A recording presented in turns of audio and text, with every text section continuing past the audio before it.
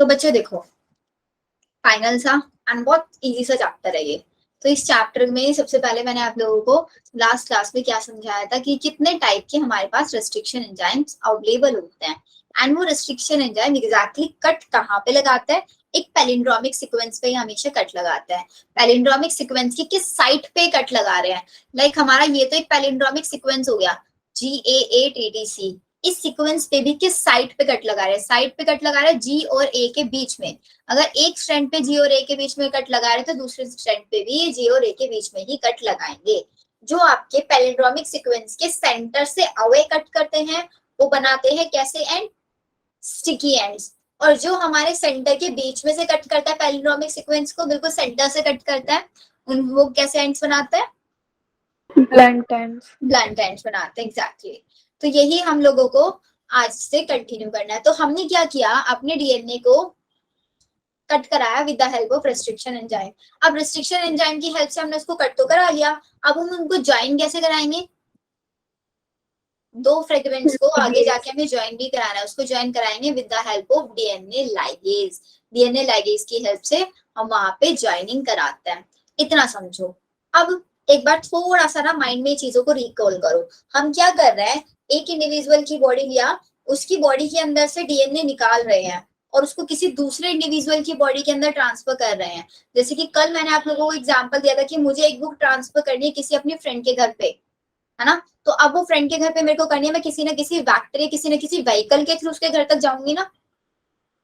अब सेम वाला डीएनए है, मेरे को डीएनए एक इंडिविजुअल की बॉडी में से दूसरे इंडिविजुअल की बॉडी के अंदर ट्रांसफर करना है, तो मैं वहां पे भी क्या करूंगी, एक व्हीकल का यूज करूंगी ना। यस तो सेम चीज यहाँ पे है कि यहाँ पे भी हम एक व्हीकल डीएनए या फिर वैक्टर डीएनए का यूज करेंगे to transfer our genetic material from one host to another host. Vehicle DNA या वैक्टर डीएनए का यूज करेंगे। ये क्या है, DNA used as a carrier for transforming a fragment of foreign DNA. एक foreign DNA के fragment को हमें ट्रांसफर करना है कहाँ पे, एक सुटेबल होस्ट में, तो मैं उसमें एक डीएनए को ही यूज करूंगी। जैसे कि लास्ट क्लास में मैंने आप लोगों को समझाया होगा, ये मेरा बैक्टीरिया, बैक्टीरिया के पास खुद का क्रोमोसोमल डीएनए तो होता है, लेकिन उसके पास एक एक्स्ट्रा क्रोमोसोमल डीएनए भी होता है, extra chromosomal circular double stranded DNA, जिसको हम क्या बोलते हैं, प्लाज्मिड। प्लाज्मिड। तो हम इसी प्लाज्मिड को यूज करते हैं एज अ वेक्टर। और ये वेक्टर क्या है, डीएनए तो है, ये डीएनए ही तो है हमारा डबल स्ट्रैंडेड। तो इस डीएनए से हम क्या करेंगे, मतलब एक डीएनए का यूज करके एक डीएनए के छोटे से फ्रेगमेंट को दूसरी बॉडी के अंदर ट्रांसफर कराएंगे। अब मेरे को क्या चीज याद रखना है, गुड इवनिंग बेटा, मेरे को क्या याद रखना है यहाँ पे, देखो हिमा क्लास में प्लीज टाइम से ज्वाइन किया करो। मैम नेटवर्क इश्यू हो रहा था इसलिए हम दोबारा स्विच ऑफ करके ऑन किया फोन। ओके नो प्रॉब्लम, चलो अभी मैंने इतना कुछ बताया भी नहीं है, बस सिर्फ ये जो कल बताया ना उसी को थोड़ा सा रिवाइज करा रही थी। अब हम पढ़ रहे हैं वैक्टर। वैक्टर वही बताया कि एक डीएनए को एक जगह से दूसरी जगह पे, मतलब एक इंडिविजुअल की बॉडी में से निकाल के दूसरे इंडिविजुअल की बॉडी के अंदर मेरे को उसको ट्रांसफर करना है। तो ट्रांसफर करने के लिए मेरे को एक व्हीकल की यहाँ पे जरूरत होगी, एक वैक्टर की मेरे को यहाँ पे जरूरत होगी। तो वो वैक्टर अब मेरे को चाहिए क्या, जैसे कि मैंने आपको कल बताया था कि अगर मेरे को 12 किलोमीटर के डिस्टेंस पे जाना है तो मैं स्कूटी से जा सकती हूँ, लेकिन अगर मेरे को 50 से 100 किलोमीटर के डिस्टेंस पे जाना है तो मैं कार प्रेफर करूंगी। अगर मेरे को 1000 के डिस्टेंस पे जाना है तो 1000 के डिस्टेंस पे जाने के लिए मैं कोई और व्हीकल यूज करूंगी, करेंगे या नहीं। तो ऐसे ही हमारे व्हीकल्स भी यहाँ पे चेंज हो जाएंगे। मतलब अगर मेरे को बैक्टीरिया की बॉडी के अंदर ट्रांसफर करना है तो मैं कोई और व्हीकल यूज करूंगी, मेरे को प्लांट की बॉडी के अंदर ट्रांसफर करना है तो मैं कोई और व्हीकल या वैक्टर यूज करूंगी, मेरे को एनिमल सेल की बॉडी के अंदर डीएनए ट्रांसफर करना है तो कोई और डीएनए या कोई और व्हीकल यूज करेंगे। अब मेन चीज आती है कि मैं व्हीकल कैसा सेलेक्ट करूंगी, वैक्टर सिलेक्शन। वैक्टर कैसा सेलेक्ट करेंगे, सबसे पहली चीज कि हमें एक वैक्टर ऐसा सेलेक्ट करना है जिसके पास हो साइट कौन सी, origin of replication. What is origin of replication? बताओ। मैम जहाँ से वो रेप्लिकेट करता है। यस, ऑरिजिन ऑफ रेप्लिकेशन वो साइट होती है जहां से डीएनए का एग्जैक्टली रेप्लिकेशन स्टार्ट होता है। तो अगर मैं चाहती हूँ कि मेरा डीएनए एक डीएनए को हम परफेक्ट डीएनए कब बोलेंगे? जब वो डीएनए रेप्लिकेट करके एक नया डीएनए बनाए, फिर उस डीएनए से ट्रांसक्रिप्शन हो, फिर उस डीएनए से ट्रांसलेशन हो, राइट? ये बोलेंगे ना। तो इसके लिए डीएनए रेप्लिकेशन सिर्फ कब करता है? जब उसके पास एक साइट होती है ओरिजिन ऑफ रेप्लिकेशन। तो हमें एक वेक्टर ऐसा चाहिए कि मैंने अगर उस वेक्टर के अंदर अपना फॉरेन डीएनए डाल दिया तो मेरा जब वो डीएनए या वो वेक्टर, जब वो वेक्टर खुद से रेप्लिकेट करे ना, तो उसके साथ साथ मेरा फॉरेन डीएनए भी रेप्लिकेट करेगा। अगर वो वेक्टर ही रेप्लिकेट नहीं कर रहा है तो मेरा फॉरेन डीएनए कैसे रेप्लिकेट करेगा? वो भी नहीं रेप्लिकेट कर पाएगा फिर तो मेरे को वेक्टर ऐसा चूज करना है जिसके पास ओरिजिन ऑफ रेप्लिकेशन साइट होनी चाहिए। अगर ओरिजिन ऑफ रेप्लिकेशन साइट नहीं है तो आप उसको वेक्टर चूज नहीं करोगे, क्योंकि ओरिजिन ऑफ रेप्लिकेशन साइट वो साइट होती है जहां से रेप्लिकेशन स्टार्ट होता है। उसके बाद आपको यहाँ पे एक ऐसी साइट, एक ऐसा वेक्टर चूज करना है जिसके पास क्या होना चाहिए? सिलेक्टेबल मार्कर होना चाहिए। सिलेक्टेबल मार्कर एक टाइप से मार्किंग पॉइंट्स होते हैं जो आपको हेल्प करेंगे ये पिक करने में कि आपके वेक्टर के अंदर डीएनए इंसर्ट हो चुका है या नहीं हो चुका है। आपका ये वेक्टर एक होस्ट बॉडी के अंदर जब आप ट्रांसफर कर दोगे इसको, क्या होस्ट बॉडी के अंदर ये प्रॉपर्ली ट्रांसफर हो चुका है नहीं हो चुका है? आपको ऐसा वेक्टर चाहिए होगा, आपको एक ऐसा वेक्टर चाहिए होगा जिसके अंदर सिलेक्टेबल मार्कर हो। सिलेक्टेबल मार्कर आपको हेल्प करते हैं सेलेक्ट करने में या फिर आइडेंटिफाई करने में कि आपका प्लाज्मिड या आपका वेक्टर उसके अंदर रिकॉम्बिनेशन हुआ है या नहीं हुआ है। अगर रिकॉम्बिनेशन हुआ है तो क्या हमारा ये एक होस्ट बॉडी के अंदर भी ट्रांसफर हुआ है या नहीं हुआ है। अगर ये चीजें आप लोगों को पता चल गई तो इट मीन्स आप अपने प्रोसेस के बारे में जानते रहोगे कि मेरा प्रोसेस सही चल रहा है या नहीं चल रहा है। नहीं तो सपोज करो आपने वेक्टर लिया, उसके साथ फॉरेन डीएनए डाला, फॉरेन डीएनए जाके उसके साथ चिपका ही नहीं, फॉरेन डीएनए उसके अंदर इंसर्ट ही नहीं हुआ, आपको कैसे पता चलेगा? डीएनए को तो आप नेकेड आई से नहीं देख सकते ना, नहीं देख सकते ना डीएनए को नेकेड आई से। तो इस पूरे प्रोसेस को आप कैसे पता लगाओगे? इस पूरे प्रोसेस को पता लगाने के लिए आपके पास कुछ आइडेंटिफाइंग टूल्स होने चाहिए कि अगर ऐसा कलर आएगा तो ये पता चल जाएगा कि प्रोसेस हुआ है, अगर ऐसा कलर आएगा इस टाइप से कुछ होना चाहिए आपके पास। तो वो हेल्प करेगा आपके सिलेक्टेबल मार्कर जो आप यूज करोगे किसमें? वेक्टर के अंदर होना चाहिए। तो वेक्टर ऐसा यूज करना है जिसके पास ओरिजिन ऑफ एप्लीकेशन हो और जिसके पास सिलेक्टेबल मार्कर हो। थर्ड, वेक्टर आपको एक ऐसा यूज करना है जिसके पास क्लोनिंग साइट होनी चाहिए, रेस्ट्रिक्शन एंजाइम। देखो अब मैं आपको एक वेक्टर का एग्जांपल यहाँ पे दिखा रही हूँ। ये मेरे पास एक वेक्टर है, जो मेरे पास बैक्टीरिया था ना बच्चों, बैक्टीरिया के पास प्लाज्मिड। तो हमारे साइंटिस्ट लोगों ने क्या किया, इस इकोलाई की बॉडी के अंदर से या बैक्टीरिया की बॉडी के अंदर से प्लाज्मिड को निकाला और प्लाज्मिड के अंदर बहुत सारे मॉडिफिकेशन करके मॉडिफाइड प्लाज्मिड्स बना दिए। क्या बना दिए? मॉडिफाइड प्लाज्मिड्स इन लोगों ने बना दिए। अब यही मॉडिफाइड प्लाज्मिड्स का यूज करके हम अपने जीन को ट्रांसफर करेंगे होस्ट बॉडी के अंदर। पहला मॉडिफाइड जो प्लाज्मिड है वो है आपका PBR 322। PBR, P for plasmid, B for Bolivar, R for Rodriguez. 322 का मतलब यह 322 नंबर इसको दिया गया। अब हम क्या बोलेंगे, देखो ये एक वेक्टर है। अब वेक्टर को मैं बोल रही हूँ कि बहुत अच्छा वेक्टर है। क्यों बोल रही हूँ? क्योंकि देखो इसके पास ओरिजिन ऑफ एप्लीकेशन भी है ओरिजिन ऑफ एप्लीकेशन। सेकेंड चीज, इसके पास सिलेक्टेबल मार्कर भी, इसके पास सिलेक्टेबल मार्कर है एम्पिसिलिन और टेट्रासाइक्लिन, मतलब एम्पिसिलिन R। इसके पास एक ऐसा जीन है जो हमारे इस प्लाज्मिड को एम्पिसिलिन से रेजिस्टेंट बना रहा है, एम्पिसिलिन से रेजिस्टेंट बना रहा है। इसके पास एक ऐसा जीन है जो इसको टेट्रासाइक्लिन से रेजिस्टेंट बना रहा है। इसका मतलब ये हुआ कि अभी देखो इसके पास रेजिस्टेंट का जीन है। अगर मैंने क्या किया, यहाँ पे एक चीज और आप नोट डाउन करना, आई गेस अभी ये चीज आप लोगों को समझ आ रहा होगा या नहीं, I am not sure, but ये ध्यान से देखो। एक चीज पहले मैं आप लोगों को क्लोनिंग साइट समझाती हूँ। क्लोनिंग साइट का क्या मतलब है? मैंने बोला ना कि इसके पास क्लोनिंग साइट होना चाहिए। अभी हमने बहुत डिफरेंट टाइप के रेस्ट्रिक्शन एंजाइम देखे या नहीं? हर एक रेस्ट्रिक्शन एंजाइम की अपनी एक यूनिक रिकॉग्नाइजेशन साइट होती है। यहाँ तक क्लियर है? यस हर एक रेस्ट्रिक्शन एंजाइम की। अब मैं क्या चाहती हूँ कि मेरा जो वेक्टर है वो ऐसा होना चाहिए जिसके ऊपर बहुत सारे रेस्ट्रिक्शन एंजाइम की साइट हो। आप देखो जैसे यहाँ पे BAM-H1 की भी साइट है, यहाँ पे SAL1 की भी साइट है, यहाँ पे EcoR1 की भी साइट है, यहाँ पे हिंड थर्ड की भी साइट है, यहाँ पे क्ले 1 की भी साइट है, PVU1, PST1, PVU सेकेंड, सबकी रिस्ट्रिक्शन साइट है। रिस्ट्रिक्शन साइट का मतलब क्या हुआ, अगर मैंने क्या किया, ये मेरा प्लाज्मिड, ये मेरा प्लाज्मिड, इसके ऊपर मैंने BAM-H1 रिस्ट्रिक्शन एंजाइम यूज किया। ध्यान से सुनना इस पॉइंट को, यहीं पे बच्चे सबसे ज्यादा कंफ्यूज होते हैं। अगर ये पॉइंट आप लोगों को क्लियर, मींस पूरे चैप्टर में कोई डाउट नहीं आएगा।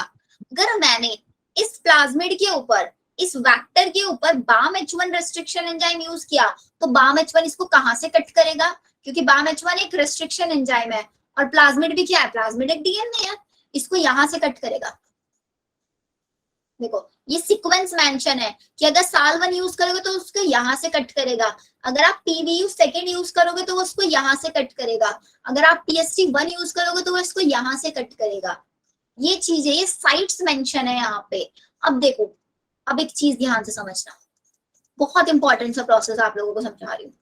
अगर सपोज करो आपने यूज किया BAM-H1 यूज किया, अब BAM-H1 आपने यूज किया, वो उसको साइट को यहां से कट कर रहा है, और ये यहां से लेके यहां तक की साइट जो है, ये पूरी की पूरी कौन सा जीन है यहाँ पे, TET मोम, TET मतलब,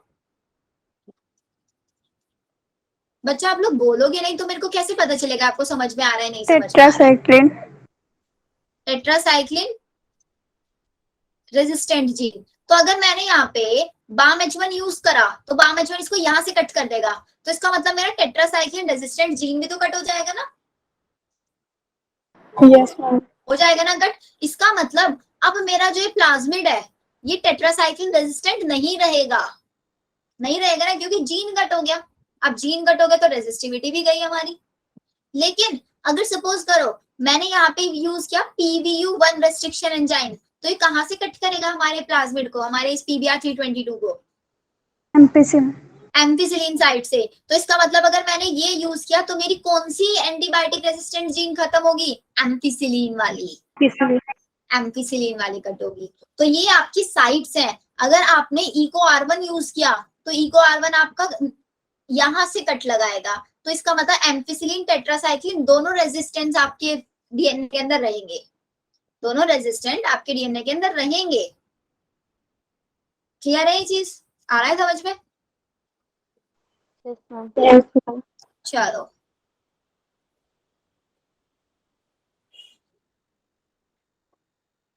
ओके, चलो यहाँ तक का सॉर्टेड है।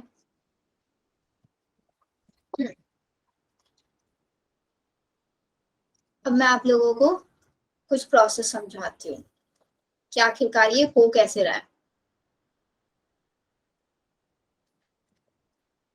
अब आप लोग ये देखो जरा, सबसे पहले हमने अपने जेनेटिक मटेरियल को आइसोलेट करना है। अब मैं आप लोगों को प्रोसीजर समझा रही हूँ कि एक इंडिविजुअल की बॉडी के अंदर से डीएनए निकाला, तो सबसे पहले मैंने आप लोगों को क्या बताया था, आपको सेल को ओपन करना है। सेल को ओपन करने के लिए क्या क्या यूज करोगे, अगर मेरा बैक्टीरिया है तो बैक्टीरिया की सेल को ओपन करने के लिए क्या यूज करोगे, लाइसोजाइम। लाइसोजाइम। प्लांट है तो क्या यूज करोगे, सेलुलोज। फंजाई है तो क्या यूज करोगे, काइटिनेज। काइटिनेज। तो मतलब इन सब की हेल्प से आपने अपने सेल को ओपन करा लिया। अब सेल को ओपन कराया, सेल के अंदर से क्या मिला आपको, डीएनए। अब डीएनए को छोटे छोटे फ्रेगमेंट्स में कट कराने के लिए किसका यूज करोगे, रिस्ट्रिक्शन एंजाइम। एग्जैक्टली। तो आपने रेस्ट्रिक्शन एंजाइम्स का यूज किया, और सपोज ये आपका डीएनए था, इस डीएनए को आपने छोटे छोटे फ्रेगमेंट्स में कट करा लिया। अब आपको इन सारे फ्रेगमेंट्स में से पिक करना है कि आपका फ्रेगमेंट कौन सा है डीएनए का। इन सारे फ्रेगमेंट्स में से आपको पिक करना है। अब कैसे पिक करोगे कि आपका डिजायर्ड फ्रेगमेंट कौन सा है, gel electrophoresis. Gel electrophoresis, very good. तो अब हम यहाँ पे लगाएंगे जेल इलेक्ट्रोफोरेसिस। अब समझो जेल इलेक्ट्रोफोरेसिस के अंदर होता क्या है। एक सेकेंड, स्लाइड को थोड़ा सा क्लीन में कर देती हूँ।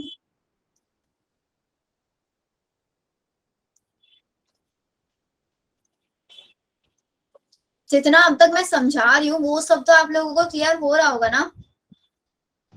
Yes ma'am. Yes ma'am. Response Yes, क्यों नहीं ma'am. देते हो Ma'am. बच्चों लोग,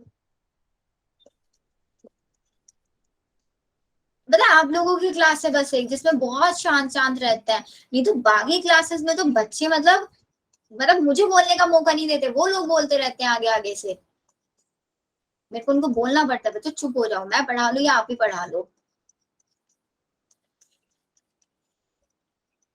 एक रीजन ये भी, इस वाली क्लास में बच्चे बहुत कम है, बाकी क्लासेस में बच्चों की स्ट्रेंथ काफी अच्छी है, आपके बैच में पता नहीं क्यों बच्चों की स्ट्रेंथ इतनी कम है। देखो अब ध्यान से समझना, बिल्कुल जितने भी बच्चे हैं क्लास में एटलीस्ट एक्टिवली पार्टिसिपेट किया करो क्लास में। अब आपके पास ये डीएनए था, ठीक है, आपने इस डीएनए पे रेस्ट्रिक्शन एंजाइम यूज किया BAM-H1, सपोज कर लो, ठीक है, BAM-H1 ने आपके डीएनए को ऐसे फ्रेगमेंट्स में कट कर दिया। आपको इन सारी फ्रेगमेंट्स में से सिर्फ एक फ्रेगमेंट पिक करनी है, ये वाली फ्रेगमेंट, लेकिन डीएनए तो सारे सेम दिख रहे हैं, आप अपनी डिजायर्ड फ्रेगमेंट को कैसे पिक करोगे यहाँ पे? अब उसके पिक करने के लिए इलेक्ट्रोफोरेसिस। आप यहाँ पे यूज करोगे जेल इलेक्ट्रोफोरेसिस। अब जेल इलेक्ट्रोफोरेसिस में होता क्या है, एक मशीन होती है जिसके अंदर आप जेल फिल करोगे। कौन सा जेल फिल करोगे? Agarose gel. Gross gel. Gel आप यूज करोगे, जिसको कहाँ से लिया जाता है? सीवीड Seaweed से से. लिया जाता है। से सीवीड से एगरोस जेल को एक्सट्रैक्ट किया आपने, एक बड़ी सी ऐसी प्लेट टाइप्स की स्ट्रक्चर होती है उसके अंदर फिल कर दिया ऐसे, ठीक है। फिर ऊपर यहाँ पे कॉम्ब्स लगे रहते हैं ऐसे, सपोज करो ऐसे 3 कॉम्ब्स लगे हुए थे, आपने अपने डीएनए को लिया। अब यहाँ से मतलब आपने सबसे पहले क्या किया, देखो डीएनए को एक्सट्रैक्ट किया, कहाँ से? बॉडी के अंदर से, किसी सेल के अंदर से। उस डीएनए को आपने डाल दिया पहले, मतलब जो आपका ये डीएनए के फ्रेगमेंट्स है ना, इन सारे डीएनए को आपने डाल दिया एक किसके अंदर? चिल्ड इथेनॉल के अंदर। चिल्ड इथेनॉल के अंदर आपने डीएनए को डाला, फिर चिल्ड इथेनॉल के अंदर से डीएनए को निकाला, एंड निकालने के बाद आपने इन वेल्स में फिल कर दिया। यहाँ पे चिल्ड इथेनॉल से निकाल के डीएनए को यहाँ पे फिल कर दिया। फिर क्या किया आपने? पहले तो यहाँ पे डाला एगरोस जेल, ठीक है, फिर एगरोस जेल के बाद आपने यहाँ पे डाल दिया क्या? Ethidium bromide. इथीडियम ब्रोमाइड आपने यहाँ पे डाला। डीएनए कैसा चार्ज होता है? नेगेटिवली। Negative. तो फिर आपने नेगेटिव इलेक्ट्रोड लगा दी, मतलब कैथोड लगा दिया, दूसरी साइड में आपने लगा दिया एनोड। कैसा Anode. चार्ज होता है? पॉजिटिवली, ठीक है। अब डीएनए भी नेगेटिव चार्ज, और डीएनए के पास लगा हुआ है कौन सा कैथोड? नेगेटिवली चार्ज, तो नेगेटिव नेगेटिव के बीच में होगा रिपल्शन। रिपल्शन।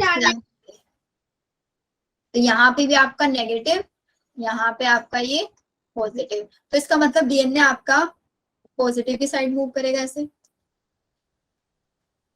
मूव करेगा ना। जैसे आप यहाँ से Yes, ma'am. इलेक्ट्रिसिटी पास कराओगे, जैसे ही आप यहाँ पे इलेक्ट्रिसिटी पास कराओगे, आपके डीएनए फ्रेगमेंट्स मूव करेंगे।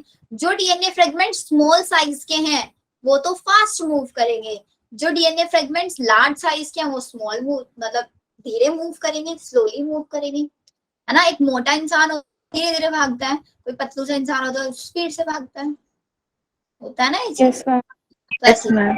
डीएनए होगा। तो आप लोगों से क्वेश्चन ये पूछा जाएगा, पहला तो जेल इलेक्ट्रोफोरेसिस में कौन सी जेल यूज करता है, उसको कहाँ से लेता है? अगर उस जेल यूज करता है, सीवीड से एक्सट्रैक्ट करता है। डाई कौन सी यूज करता है? डाई क्यों यूज कर रहा है? क्योंकि डीएनए को हम नेक डाई से नहीं देख सकते, इसलिए मैंने डीएनए के ऊपर एक इथीडियम ब्रोमाइड डाई डाली, ठीक है। फिर डाई डालने के बाद मैं ऊपर से यूवी रेज डालूंगी, यूवी रेज डालने के बाद तब मेरे को डीएनए दिखेगा, तब मेरे को डीएनए ऑरेंज बैंड कलर का दिखेगा, ये चीज। और वो कब? जब आपका डीएनए मूव करेगा से, छोटी छोटी फ्रेगमेंट्स आपकी कहाँ पे आ जाएंगी? पॉजिटिव की साइड आ जाएंगी, और जो डीएनए फ्रेगमेंट नेगेटिव की साइड रहेंगी उनको हम बोलेंगे लार्जेस्ट फ्रेगमेंट्स। अब सपोज करो मेरे को ये वाला पिक करना था फ्रेगमेंट, इसका सपोज करो साइज था 50 kb, ठीक है। अब मैं क्या करूंगी? यहाँ पे डीएनए की लैडर यूज करूंगी, डीएनए लैडर।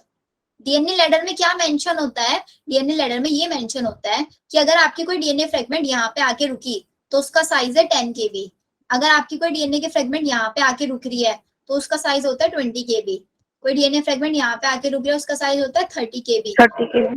यहाँ पे रुक रहा है तो 40, मतलब ऐसे मेंशन होता है। ये तो मैं एग्जांपल दे रही हूँ 10, 20, 30, वहां पे कुछ और भी मेंशन हो सकता है, 10, 30, 60, 90 ऐसे भी हो सकता है। फिर आपको बस ये चीज फाइंड करनी है कि मेरे को कितने सेगमेंट का डीएनए चाहिए, जोन से सेगमेंट का चाहिए उसी के आगे देख लो, इसके आगे ये वाला, तो इसका मतलब आपका डिजायर्ड डीएनए ये है। फिर इस डीएनए को यहाँ से निकाल लोगे आप, इस प्रोसेस को बोलेंगे हम इल्यूशन। क्योंकि एगेरोस जेल पता क्या होता है, एगेरोस जेल स्टार्टिंग में लिक्विड होता है, आप जब यहाँ पे डालोगे ना अपनी इस प्लेट के अंदर एगेरोस जेल को, वो एक लिक्विड फॉर्म में होगा, लेकिन वो धीरे धीरे सॉलिडिफाई होने लग जाता है। तो जब तक आपके डीएनए फ्रेगमेंट मूव कर जाएंगे ना, सॉलिड हो जाएगा पूरा, तो आपके डीएनए फ्रेगमेंट को आपको यहाँ से कट करना पड़ेगा।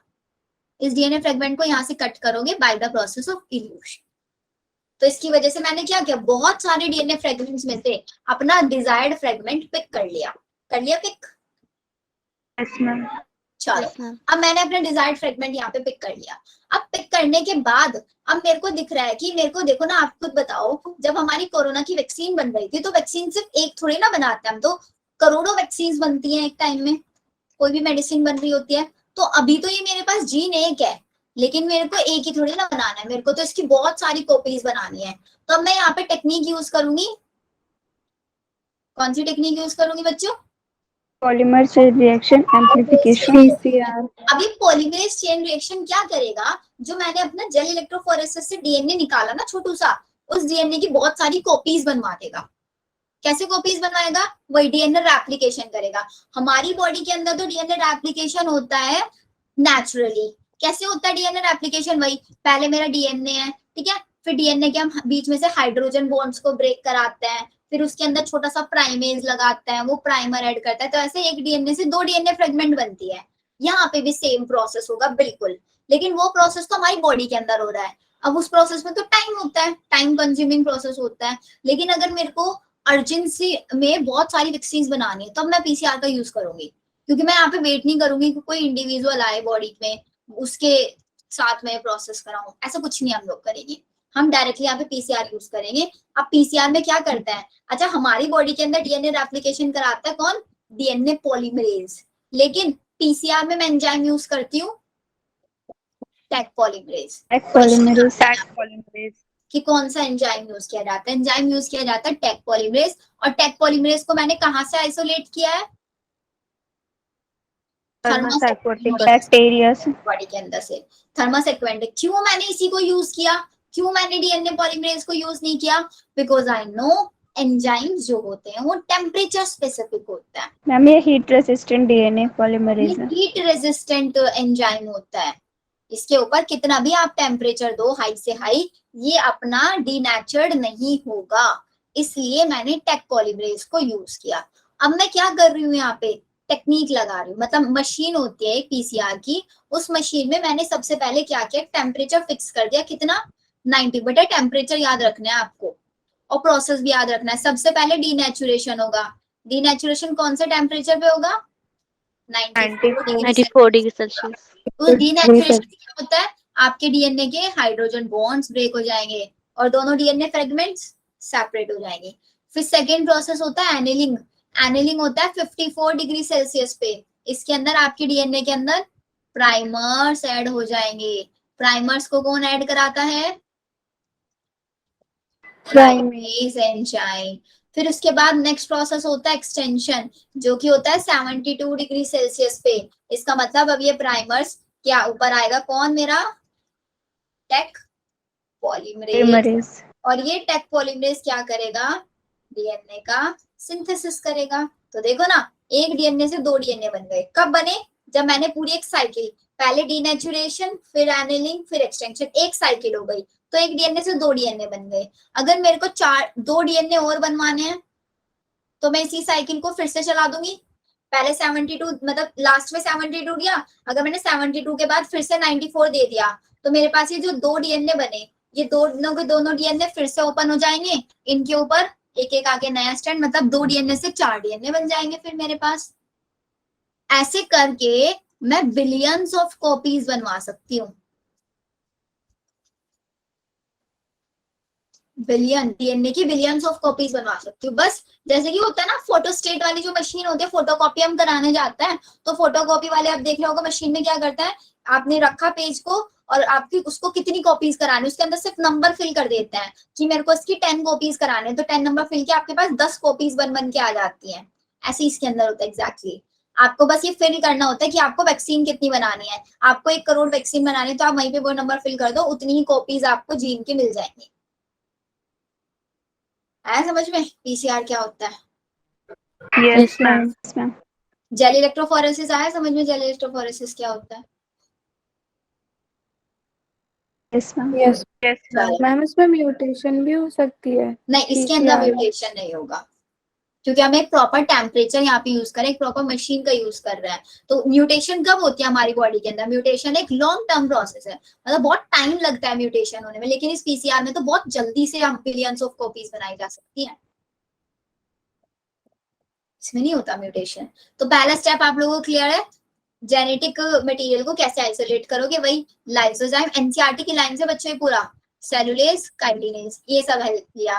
फिर आपने डीएनए या आरएनए को रिमूव कर दिया, मतलब आपने देखो ना, आपने सेल था ये, ठीक है, न्यूक्लियस के अंदर ये डीएनए, अब डीएनए के अंदर आपका आरएनए भी हो सकता है ना, और आपका हिस्टोन प्रोटीन्स भी होता है, बिकॉज वो क्रोमोसोम की फॉर्म में होता है। तो आरएनए को आप रिमूव करा दोगे कैसे अपने डीएनए में से? राइबोन्यूक्लियेज की हेल्प से। Ribonuclease. या फिर आरएनएज भी हम इसको नाम दे सकते हैं। फिर आप प्रोटीन को कैसे रिमूव कराओगे? प्रोटीएज। Proteinase. और ऐसे ही करके Protease. बाकी सारे के सारे मॉलिक्यूल्स भी आप रिमूव करा दोगे। कैसे? आपका जो डीएनए है उस डीएनए को आप चिल्ड इथेनॉल में डालोगे, तो चिल्ड इथेनॉल में क्या होगा, जितने भी आपके डीएनए में बाकी के सारे पार्ट्स होंगे एक्स्ट्रा, वो सारे के सारे नीचे प्रेसिपिटेट हो जाएंगे। आपका डीएनए लाइट वेट का होता है, वो ऊपर रह जाएगा। तो आप एक स्पूल लोगे, ये एक स्पूल लाइक स्ट्रक्चर यहाँ पे दिख रही है, इसकी हेल्प से अपने डीएनए को एक्सट्रैक्ट कर लोगे। ये क्वेश्चन आता है चिल्ड इथेनॉल पे कि किसके अंदर हम डीएनए को आइसोलेशन के टाइम पे किसके अंदर डीएनए को डालते हैं, वहां से इन एप्रोप्रिएट मॉलिक्यूल्स को रिमूव करने के लिए, मतलब मॉलिक्यूल्स को रिमूव करने के लिए किसके अंदर डीएनए को डालते हैं? चिल्ड इथेनॉल में हम डीएनए को डालते हैं। एंड इसी प्रोसेस को हम बोलते हैं स्पूलिंग। जब डीएनए को सेपरेट करते हैं हम चिल्ड इथेनॉल के अंदर से, चिल्ड इथेनॉल के अंदर से जो है ना दिख रहा है आपको, ये निकाल रहे हैं यहाँ पे, इसको बोलते हैं स्पूलिंग प्रोसेस। फिर डीएनए को कट किया हमने एक स्पेसिफिक लोकेशन से with the help of restriction enzyme, एक प्रॉपर ऑप्टिमल कंडीशन वहां पे भी यूज करेंगे। एगेरोस जेल इलेक्ट्रोफोरेसिस करेंगे अपने डीएनए को पाने के लिए। डीएनए हमें पता है नेगेटिवली चार्ज होता है, तो उसको हम मूव कराएंगे किसकी साइड? एनोड, जो कि पॉजिटिवली चार्ज होता है। ये सारी चीजें हम लोगों ने पढ़ लिया। जेल इलेक्ट्रोफोरेसिस में डीएनए नेगेटिवली चार्ज है, तो ये वही लिखा हुआ है आपका, देखो ना। एगेरोस जेल है, एगेरोस जेल एक नेचुरल पॉलीमर है जिसको कहाँ से एक्सट्रैक्ट करते हैं? सीवीड से एक्सट्रैक्ट करते हैं। डीएनए फ्रेगमेंट्स को हम सेपरेट किसके हेल्प से कराते हैं? यहाँ पे बहुत क्वेश्चन आता है। According to their sieving effect provided by the agarose gel, मतलब एगेरोस जेल के ऊपर वो मूव करते हैं according to their size. Sieving effect मतलब जो लार्ज साइज के होंगे वो स्लोली मूव करेंगे, जो स्मॉल साइज के होंगे वो फास्ट मूव करेंगे, है ना। Smaller the fragment size farther it move, मतलब जितना ज्यादा फ्रेगमेंट का साइज छोटा होगा उतनी ही वो दूर तक जाएंगे। सॉर्टेड यहाँ तक? Yes, ma'am. Yes ma'am. ये हो गया। अब जो हमने डीएनए को सेपरेट कर लिया, उसके बाद हमने इसमें स्टेन यूज किया, कौन सा? Ethidium bromide. और फिर इथीडियम ब्रोमाइड के ऊपर हमने यूवी रेडिएशंस डालेंगे, और यूवी रेडिएशंस डालेंगे वहां पे कोई विजिबल लाइट्स में हम डीएनए को नहीं देख सकते, और बिना उसको स्टेन किए। एक डाई भी हमें उसके अंदर प्रॉपर यूज करना पड़ेगा, एक लाइट हमें वहां पे यूज करना पड़ेगा। तो यूवी रेडिएशन बहुत क्वेश्चन आता है यहाँ से भी। और फिर हमें कैसे बैंड्स दिखते हैं, यहाँ पे भी क्वेश्चन आएगा।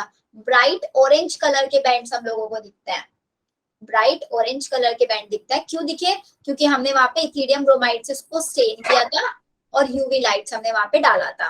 फिर क्या करेंगे, हमने अपना फ्रेगमेंट वहां पे पहचान लिया कि ये मेरा फ्रेगमेंट है।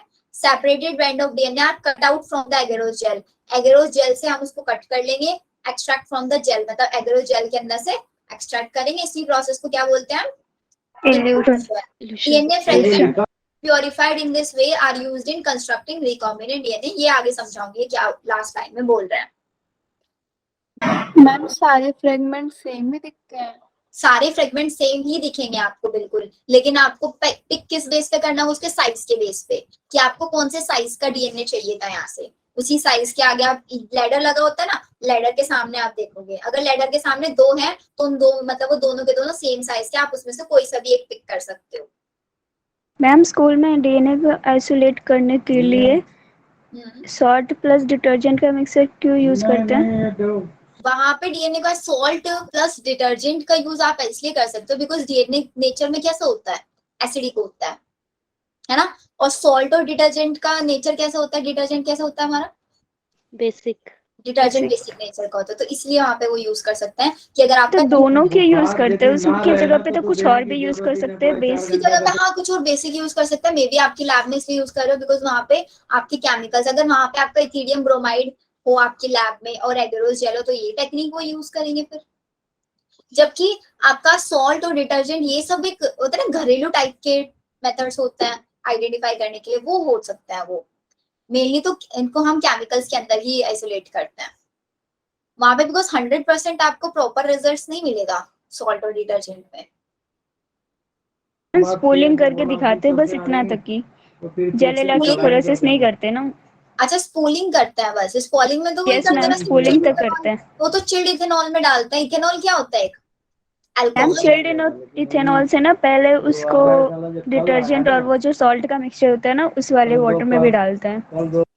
उसमें डालते हैं आई गेस, उसमें तो बिकॉज वो तो कोई स्टेप भी नहीं होता है, मे बी वो इसलिए रहता होगा कि वहां पे आपका जो डीएनए के अंदर जितने भी ये प्रोटीज हैं, प्रोटीन है, आरएनए है, ये सब रिमूव हो जाए, वो हो मैम सकता बनाना का किया था तो सबसे पहले उसको मोटा का यूज करके पूरी तरह से क्रश कर लिया गया था, उसके बाद उसको उस वाटर में मिक्स करके एक इसका लिक्विड एक बना दी रीजन गई ये थी भी हो thick। सकता है बिकॉज डीएनए का नेचर होता है एसिडिक, और अगर आप वहां पे कोई डिटर्जेंट या सॉल्ट यूज करो, बिकॉज सॉल्ट भी क्या होता है आपका NaCl, है ना, तो वहां पे आप अपने डीएनए को न्यूट्रलाइज करने की कोशिश कर रहे हो कि आपका डीएनए न्यूट्रल बन जाए। हो सकता है मैम। डीएनए को न्यूट्रलाइज करने के लिए आप मेथड यूज कर रहे हैं। चलो तो पीसीआर हम लोगों ने करा लिया। अब बच्चों अपने माइंड में ना एक चीजें क्लियर रखना, बिल्कुल प्रोसेस कैसा चला, डीएन किसी इंडिविजुअल की बॉडी के अंदर से निकाला हमने, रेस्ट्रिक्शन मतलब पहले तो सेल को ओपन किया, उसके किस किस की हेल्प से किया वो आपको बता दिया, रेस्ट्रिक्शन एंजाइम से डीएनए कट कराया, डीएनए कट कराने के बाद बहुत सारी फ्रेगमेंट्स बन गई, उन फ्रेगमेंट्स को जेल इलेक्ट्रोफोरेसिस से अलग अलग करके अपनी एक फ्रेगमेंट मैंने उठा के रख लिया अपने पास, ठीक है। अब फ्रेगमेंट मैंने पिक कर ली वहां पे, अब उस फ्रेगमेंट को मैंने बहुत सारी कॉपीज बनवा दी। अब मेरे को क्या करना है, उस फ्रेगमेंट को एक वेक्टर के साथ जोड़ना है, बिकॉज वेक्टर मैंने चूज करके रखा हुआ था, 3 प्रॉपर्टीज देखी थी मैंने वेक्टर की, कौन कौन सी प्रॉपर्टीज देखी थी बच्चों, कौन कौन, ओआरआई सिलेक्टेबल मार्कर, पहली क्लोनिंग से original selectable marker, table marker, और थर्ड क्लोनिंग साइट। इन तीनों की मतलब अब देखो ना, सपोज करो मैंने ये यहाँ पे एक साइड में रख दिया अपना डीएनए की सेगमेंट्स बहुत सारी क्लोन करा के, एक साइड मैंने अपने वेक्टर को पिक करके रख दिया, मैंने मेरे को क्या करना है, इन दोनों को आपस में जोड़ना है, किसकी हेल्प से मैं इन दोनों को लाइगेट कराऊंगी, by the help of DNA ligase. अब मैंने डीएनए लाइगेज को लिया और डीएनए लाइगेज लेके अपने एक डीएनए की फ्रेगमेंट लिया और वेक्टर लिया, उन दोनों को जोड़ दिया। अब मेरे को क्या करना है, इस वेक्टर को, इस वेक्टर के अंदर, अब देखो मैं यहाँ पे ना आप लोगों को कुछ प्रोसेस समझा रही हूँ ब्लैंक स्लाइड्स लेके, ये देखो यहाँ पे। अब मैं टॉपिक ये समझा रही हूँ selection of transformant with recombinant cell. एक सेकेंड, इससे पहले ना आप ये भी समझ लो प्रोसेस क्या होगा, चलो उसको मैं ऐसे ही समझा देती हूँ, नॉर्मली समझो। ये मेरा एक फ्रेगमेंट है डीएनए का, ठीक है, ये मेरे पास वेक्टर, ये मेरे पास डीएनए फ्रेगमेंट, ये मेरे पास वेक्टर, इन दोनों को मैंने ज्वाइन करा दिया किससे,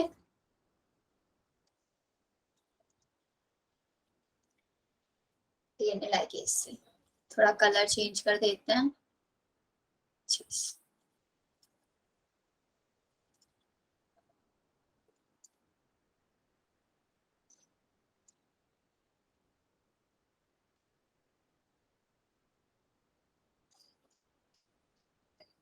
ये मेरा बन गया कॉम्बिनेंट डीएनए। Recombinant DNA. अब मेरा रिकॉम्बिनेंट डीएनए बन गया। अब एक टाइम पे मैं एक रिकॉम्बिनेंट डीएनए तो नहीं बना रही हूँ, है ना। मैंने बहुत सारी फ्रेगमेंट्स ली थी, है ना, क्लोनिंग करा के बहुत सारी कॉपीज, सपोज 100 कॉपीज मैंने बना ली थी और 100 ही मैंने वैक्टर ले लिए। वैक्टर कौन सा लिया मैंने, PBR 322। और मैंने इन दोनों को कट किसकी हेल्प से कराया था, देखो ये मेरा डीएनए फ्रेगमेंट है, इस डीएनए फ्रेगमेंट को मैंने कौन सा एंजाइम लेके कट कराया था, BAM-H1। बाम तो फर्स्ट। मैंने क्या किया, वेक्टर के अंदर भी BAM-H1 ही मैं यूज करूंगी और यूज करके मैंने इसको यहाँ पे इसने कट लगा दिया। BAM-H1 ने कहाँ पे कट लगाया होगा, टेट्रासाइक्लिन। टेट्रासाइक्लिन पे, और ये एम्फिसिलिन यहाँ पे कट लगाया, तो मेरा डीएनए फ्रेगमेंट यहीं पे आके बाइंड हो गया। ये सिंपल सी कहानी। अब मैंने इस रिकॉम्बिनेंट डीएनए को लिया और एक पकड़ लिया अपना इकोलाई, इसी इकोलाई की बॉडी के अंदर इसको ट्रांसफर कर दिया। दिस प्रोसेस, ये तो खुद का डीएनए इनका,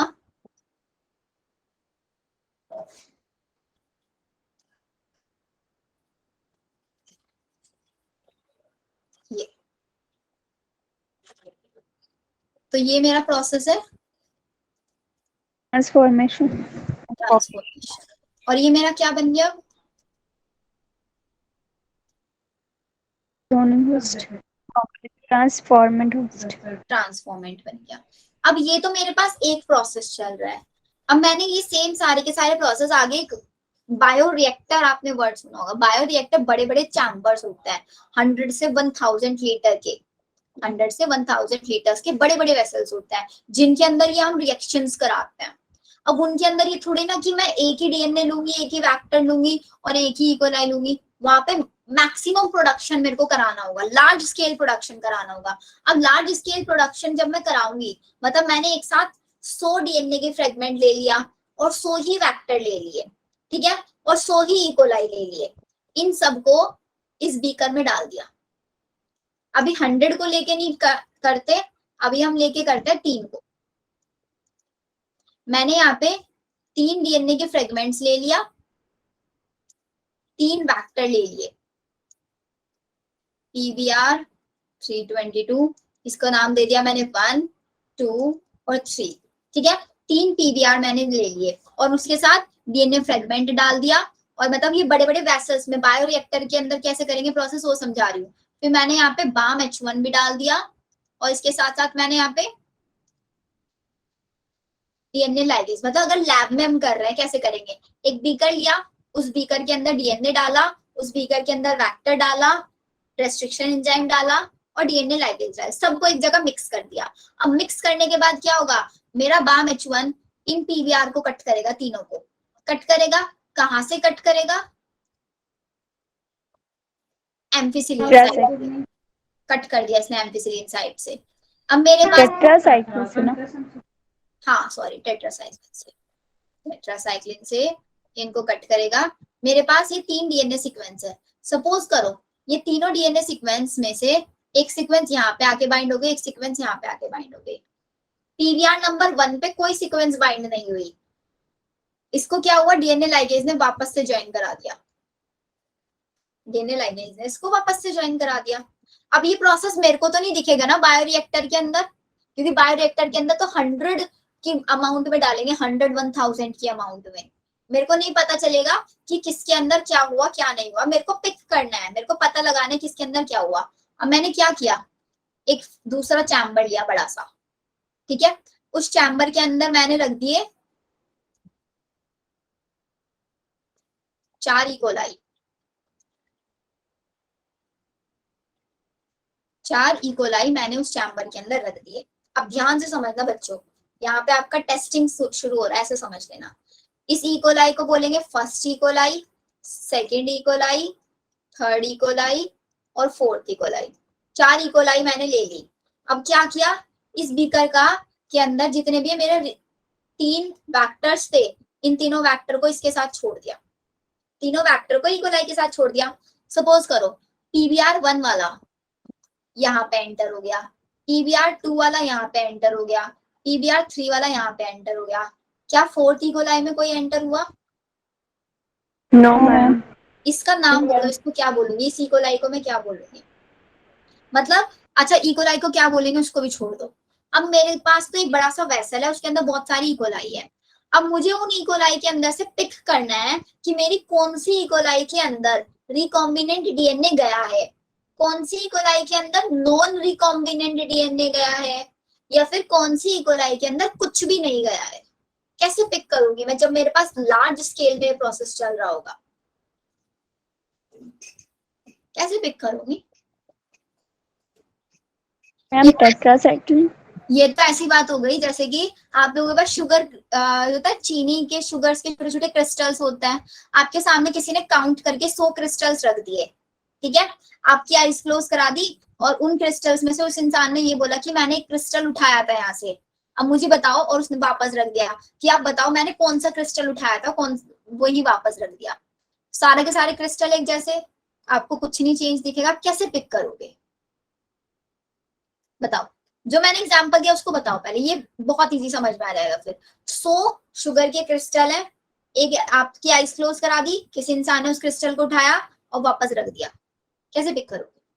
उस इंसान ने क्या किया, वो क्रिस्टल जो उठाया ना, उस क्रिस्टल को एक डाई के अंदर भिगो दिया, एक डाई के अंदर डाला और वापस से रख दिया, अभी वो आपको व्हाइट ही दिख रहा है क्रिस्टल, अभी वो क्रिस्टल व्हाइट ही दिख रहा है। आपने क्या किया पता करने के लिए, एक वो लिया, आपने एक प्लेट लिया और उस प्लेट के अंदर सारे के सारे क्रिस्टल्स को डाल दिया और उस प्लेट के अंदर एक कलर डाल दिया, ऑरेंज कलर डाल दिया, सारे के सारे क्रिस्टल्स ऑरेंज कलर के बन गए एक्सेप्ट वन, एक को छोड़ के। तो इसका मतलब वही आपका क्रिस्टल वो है जिसको उस इंसान ने उठाया था और वापस रखा था, उसके साथ कुछ छेड़खानी उसने की थी।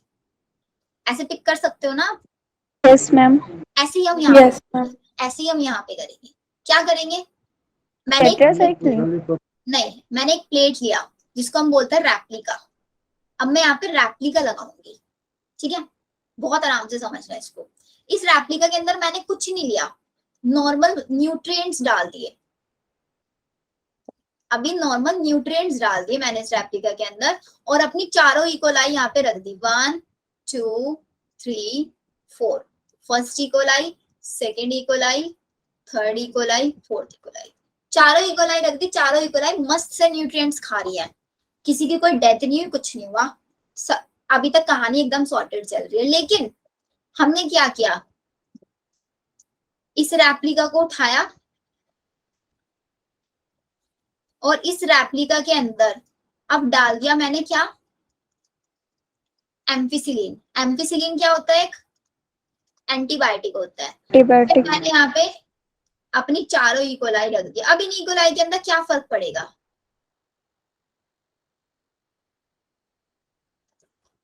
फिर मैंने क्या किया, एक और प्लेट ली, जिस प्लेट को बोलेंगे मतलब हम रेप्लिका लगा रहे हैं, इस बार मैंने यहाँ पे एम्फिसिलिन की जगह डाल दिया टेट्रासाइक्लिन। और अपनी चारों इकोलाई रख दी। अब मेरे को बताना है कौन सी इकोलाई में क्या फर्क पड़ेगा, अब ध्यान से समझना एकदम फोकस के साथ। ये देखो मेरी फर्स्ट वाली इकोलाई के अंदर कौन सा डीएनए, कौन सा वेक्टर गया है, नॉन रिकॉम्बिनेंट, जिसके अंदर कोई डीएनए इंसर्ट नहीं हुआ था। अगर डीएनए इंसर्ट नहीं हुआ तो इसकी एम्फिसिलिन साइट और टेट्रासाइक्लिन साइट दोनों परफेक्टली काम कर रही होंगी, यस मैम। उनके ऊपर कोई यस मैम। Yes ma'am. तो इसका मतलब फर्स्ट वाला मेरा क्या है, नॉन रिकॉम्बिनेंट। एक और वर्ड आगे यूज करेंगे, ट्रांसफॉर्मेंट। ट्रांसफॉर्मेशन तो हुआ है ना, इकोलाई की बॉडी के अंदर तो गया है ना वेक्टर, यस मैम। तो इसका मतलब मेरा इकोलाई कैसा बन गया है, रेजिस्टेंट बन गया है, एम्फिसिलिन से भी और टेट्रासाइक्लिन से भी, दोनों से रेजिस्टेंट। सेकंड वाला बताओ, सेकंड वाले में क्या गया मेरा, सेकंड है मेरा रिकॉम्बिनेंट ट्रांसफॉर्मेंट, ठीक है, और थर्ड वन भी रिकॉम्बिनेंट ट्रांसफॉर्मेंट। कॉम्बिनेंट ट्रांसफॉर्मेंट, और फोर्थ वन क्या है मेरा, non recombinant. Non transformant. Recombinant वगैरह तो है ही नहीं क्योंकि इसके अंदर तो कुछ एंटर ही नहीं हुआ, ना तो रिकॉम्बिनेंट ना नॉन रिकॉम्बिनेंट। इसका मतलब मेरा ये इक्वलाई के अंदर कोई रेजिस्टिविटी नहीं है, इसके अंदर कोई रेजिस्टिविटी नहीं है। अब अगर मैं फोर्थ वाले को एम्फिसिलिन में रखूं या टेट्रासाइक्लिन में रखूं, ये यहाँ पे भी किल हो जाएगा और यहाँ पे भी किल हो जाएगा। फर्स्ट वाला देखो, फर्स्ट वाले के अंदर नॉन रिकॉम्बिनेंट ट्रांसफॉर्मेशन गया है, मतलब फर्स्ट वाले की एम्फिसिलिन टेट्रासाइक्लिन दोनों की दोनों परफेक्ट है, तो एम्फिसिलिन ये यहाँ पे भी ग्रो कर जाएगा और यहाँ पे भी ग्रो कर जाएगा, क्योंकि दोनों एंटीबायोटिक रेजिस्टेंट जीन है। सेकंड वाला कैसा है मेरा, सेकंड और थर्ड दोनों रिकॉम्बिनेंट ट्रांसफॉर्मेंट। Recombinant transformant. और रिकॉम्बिनेशन कौन सी साइड पे हुआ, एम्फिसिलिन या टेट्रासाइक्लिन, कौन सा यूज किया था हमने, टेट्रासाइक्लिन। टेट्रासाइक्लिन। तो इसका मतलब टेट्रासाइक्लिन वाली साइड क्या हो गई होगी, कट। टेट्रासाइक्लिन वाली साइड कट हो गई तो यहाँ पे क्या हो गई होगी, किल। किल, और यहाँ पे ग्रो करेंगे। अब एग्जाम में कैसे आएगा क्वेश्चन, सिर्फ आपको ये वाली स्लाइड दी हुई होगी कि आपका एक इकोलाई है नंबर 1 जो एम्फिसिलिन में भी वर्क कर रहा है, टेट्रासाइक्लिन में भी वर्क कर रहा है, तो इसका मतलब वो बताओ क्या होगा, अगर दोनों में वर्क कर रहा है तो इसका मतलब ना एम्फिसिलिन पे ना टेट्रासाइक्लिन पे, दोनों में से किसी में भी कोई जीन इंसर्ट नहीं हुआ है। अब कोई जीन इंसर्ट नहीं हुआ है तो इसका मतलब इसके अंदर क्या है, ये नॉन रिकॉम्बिनेंट है। फोर्थ वाले में यहाँ पे भी किल हुआ, ये यहाँ पे भी किल हुआ, ऐसा कैसे किल हो गया, अगर चलो हमने मान लिया कि एक जगह पे एक ही रेस्ट्रिक्शन एंजाइम एक बार में यूज करता है, उसने कट लगाया होगा अगर एम्फिसिलिन पे, तो सिर्फ एम्फिसिलिन किल होना चाहिए था ना, टेट्रासाइक्लिन में क्यों किल हो गया, टेट्रासाइक्लिन सही होना चाहिए था। अगर दोनों में किल हो रहा है तो डायरेक्टली समझ जाना है क्या होगा, वो नॉन ट्रांसफॉर्मेंट, कि उसके अंदर कुछ भी एंटर नहीं हुआ है। और जहां पे अगर एक में ग्रो कर रहा है और एक में किल हो जा रहा है, उसको डायरेक्टली समझ जाना है वो रिकॉम्बिनेंट है। और जिसमें किल हो गया उसी को समझ जाना है कि उसी साइट पे आपका डीएनए इंसर्ट हुआ है। इस प्रोसेस को बोलते हैं हम इंसर्शनल इनएक्टिवेशन। मतलब आपका टेट्रासाइक्लिन वाली साइट पे इंसर्ट हुआ डीएनए आके, तो टेट्रासाइक्लिन क्या हो गई, इनएक्टिव हो गई। This is known as insertional inactivation. मतलब जब आपका डिजायर्ड जीन आके इंसर्ट होगा तो उसकी वजह से आपकी वो साइट जहां पे वो इंसर्ट होगा वो इनएक्टिव हो जाएगी। अब देखो सिलेक्टेबल मार्कर, अगर मेरे वैक्टर के पास ये एम्फिसिलिन टेट्रासाइक्लिन साइट ना होती तो क्या मैं ये पिक कर पाती, कभी भी नहीं पिक कर पाती ना। मेरा कौन सा इकोलाई मेरे को नंबर ऑफ कॉपीज बना के देगा, कौन से इकोलाई के अंदर प्रोटीन बन रहा है या नहीं, अब मैंने यहाँ से पिक कर लूंगी मैं कि कौन सा काम कर रहा है कौन सा नहीं कर रहा है। इसके साथ साथ एक और प्रोसेस होता है, मतलब ये तो एग्जाम्पल था PBR 322 का कि PBR 322 में आप ऐसे पिक करोगे। एक और होता है मेरे पास PUC 18। PUC मतलब plasmid of university of California. University of California ने इसको बनाया था, इसलिए इन्होंने अपना नाम पे ही रख दिया इसको, यूनिवर्सिटी ऑफ कैलिफोर्निया। अब इसके पास क्या होता है, जैसे PUC है PUC 18, इसके पास एक साइट होती है एम्फिसिलिन की और एक साइट होती है इसके पास LECZ जीन की। अब क्या होता है, आपको डिटेल नहीं पढ़ना है इसका ज्यादा क्योंकि एनसीईआरटी ने दिया भी नहीं है, सिर्फ ये याद रखना है अगर कोई जीन आके यहाँ पे एंटर हुआ तो इसका मतलब LECZ जीन आपका क्या हो जाएगा, इनएक्टिव हो जाएगा ना। Yes ma'am. LECZ जीन काम क्या करता है, कैसे पिक करोगे इस चीज को, LECZ जीन आपका बनाता है क्या, एक एंजाइम जिसको हम बोलते हैं बीटा ग्लैक्टोसिडेज। अभी बीटा ग्लैक्टोसिडेज काम क्या करता है, आपके लैक्टोज को कन्वर्ट करता है ग्लूकोज और लैक्टोज ग्लैक्टोज में ये कन्वर्ट करता है। अगर आपका LECZ जीन प्रॉपर्ली वर्क कर रहा है, मतलब आपका लैक्टोज ग्लूकोज प्लस ग्लैक्टोज में कन्वर्ट हो रहा है, तो इसका मतलब LECZ जीन प्रॉपर है, हमारा जो प्लाज्मिड है वो रिकॉम्बिनेंट नहीं बना। लेकिन अगर आपका लैक्टोज कन्वर्ट नहीं हो रहा तो इसका मतलब LECZ जीन कट हो चुका है, इनएक्टिव हो चुका है, इसका मतलब ये मेरा क्या बन चुका है, रिकॉम्बिनेंट। अब पता कैसे करोगे ये चीज, जैसे ही लैक्टोज ग्लूकोज प्लस ग्लैक्टोज में कन्वर्ट होगा ये आपको कलर शो करेगा ब्लू कलर। अगर आपका लैक्टोज ग्लूकोज प्लस ग्लैक्टोज में कन्वर्ट हुआ तो कलर शो होगा ब्लू, और अगर ये कन्वर्जन नहीं हुआ तो कलर कैसा शो होगा, कोई कलर शो नहीं होगा, आपको नॉर्मल व्हाइट कलर दिखाई देगा। ऐसे आप पिक करोगे। आपने क्या करोगे, जैसे पहले वाला प्रोसेस किया ना सिंपल, ऐसे ही चारों इकोलाई ले लिया।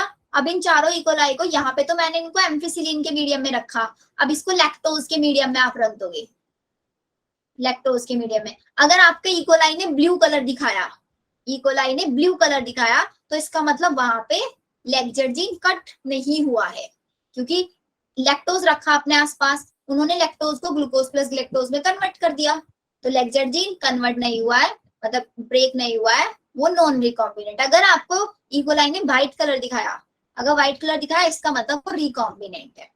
हमेशा ध्यान रखना है, अगर साइट किल हुई तो रिकॉम्बिनेंट, यहाँ पे अगर आपको व्हाइट कलर दिखा तब रिकॉम्बिनेंट, अनलेस नॉन रिकॉम्बिनेंट।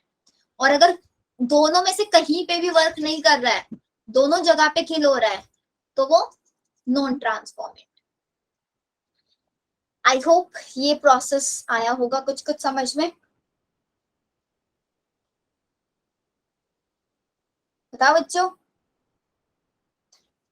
अगर नहीं समझ में आया, कोई डाउट है, तो वो डाउट क्लियर तब होगा जब आप एनसीईआरटी रीड करोगे एंड इस प्रोसेस को एक बार खुद से रिवाइज करोगे, क्योंकि बहुत सिंपल है, कुछ नहीं है यहाँ पे। सिंपल सा ये याद रखना है कि आपका कौन सा रेस्ट्रिक्शन एंजाइम कहाँ पे कट करेगा, क्योंकि एग्जाम में वही क्वेश्चन आएगा बस, कि अगर आपने यूज किया, कहाँ गया हमारा वेक्टर, पीछे गया ना शायद, ये रहा। अगर हमने यूज किया साल 1, तो तब भी वो टेट्रासाइक्लिन को कट करेगा, तो इसका मतलब आपका जो होस्ट ऑर्गेनिज्म होगा जिसकी बॉडी के अंदर आप इंसर्ट करो, टेट्रासाइक्लिन के प्रेजेंस में किल हो जाएगा और एम्फिसिलिन में ग्रो करेगा। लेकिन अगर आपने यूज किया PST1, तो PST1 यूज करोगे तो एम्फिसिलिन में वो किल होना चाहिए, ऐसे आप पिक करोगे। बोलो बच्चों। यस मैम, आ गया। Yes, ma'am. मैम